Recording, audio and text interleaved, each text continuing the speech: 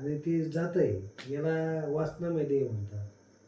सुषमदेह दुसऱ्या भाषेत, तिसऱ्या भाषेत लिंगदेह, हे तिन्ही नावं एक आहे बरं का.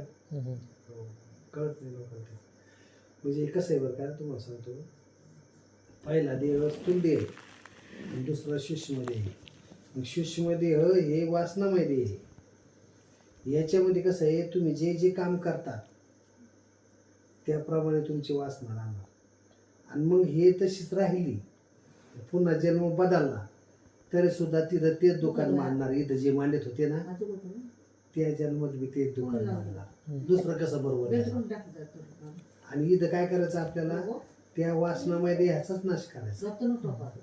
मग त्याच्यासाठी आपलं चिंतन कुठं पाहिजे, महाकारण देहात पाहिजे. तुम्ही अलीकडचे देहात चिंतन नाही सध्या.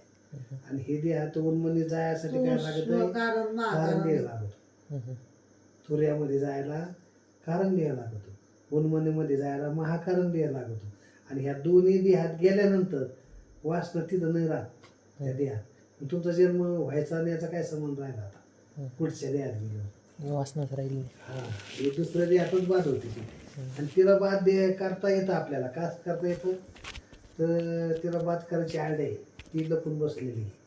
आणि ती अशी लपून बसलेली का आश्रय नाश होते. काय नाश आहे, कोणता आश्रय? आश्रय नाश. जसं समजा भिंत आहे आणि त्या भिंतच्या आसराला आपण चित्र काढलं, पण भिंत जर पडून गेली तर चित्र राहील का? ती चित्राची केवळ होईल माती, आहे की नाही. पडली जर भिंत ना तर चित्राची होईल माती, अशी गंमत आहे.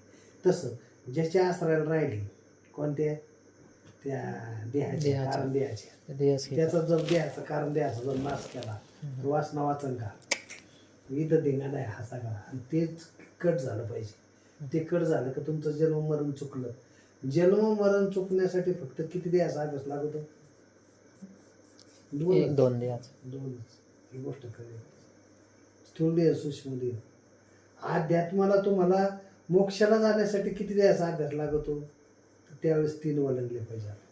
लक्षात हे कळलं पाहिजे. जन्म मरण्याचा फेरा कायमचा बंद झाला पाहिजे, त्याच्यासाठी 4था देह ओलांडला पाहिजे.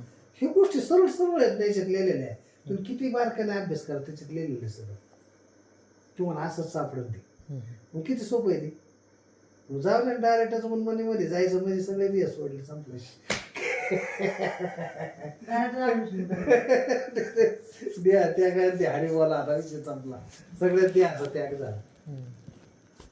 काय झालं, काहीच राहिलंच नाही काही होत.